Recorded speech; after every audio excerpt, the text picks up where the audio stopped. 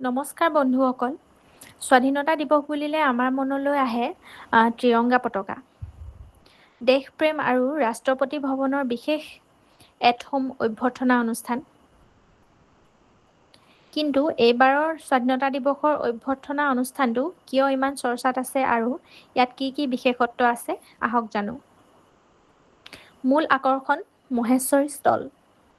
এইবাৰ ৰাষ্ট্ৰপতি দ্ৰৌপদী মুৰ্মুৰ দ্বাৰা আয়োজিত এই অনুষ্ঠানলৈ অহা অতিথিসকলক এক বিশেষভাৱে প্ৰস্তুত কৰা পৰম্পৰাগত হাতেৰে বৈ উলিওৱা মহেশ্বৰী ষ্টল পিন্ধাই আদৰণি জনোৱা হ'ব। এই ষ্টলখন মধ্যপ্ৰদেশৰ মহেশ্বৰত পাৰম্পৰিক ডুৱেল চিল্ক আৰু কটনৰ সূতাৰে হাতেৰে তৈয়াৰ কৰা হৈছে। আটাইতকৈ ডাঙৰ কথাটো হ'ল এই কাপোৰখনৰ মাধ্যমত ভাৰতৰ 4খন প্ৰধান ৰাজ্য ছত্তীশগড়, গোৱা, মধ্যপ্ৰদেশ আৰু মহাৰাষ্ট্ৰৰ চহকী বস্ত্ৰশিল্পৰ পৰম্পৰাক একত্ৰিত কৰা হৈছে।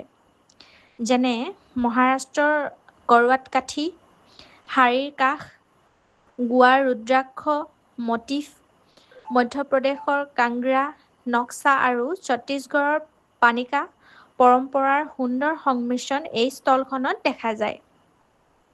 কেৱল ষ্টলখনেই নহয়, এই অনুষ্ঠানৰ আমন্ত্ৰণ পত্ৰ পেকেজটো অত্যন্ত আকৰ্ষণীয়, যিটো বাণিজ্য মন্ত্ৰালয়ৰ অধীনৰ নেশ্যনেল ইনষ্টিটিউট অৱ ডিজাইন আহমেদাবাদৰ দ্বাৰা ডিজাইন কৰা হৈছে।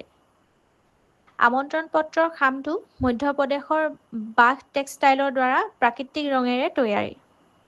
ইয়াৰ লগতে লগোৱা লোহাৰ ঘণ্টাটো ছত্তীশগড়ৰ দক্ষ জনজাতীয় লোহা শিল্পীসকলে পুনৰ ব্যৱহৃত লোহাৰে হাতেৰে গঢ়ি তুলিছে।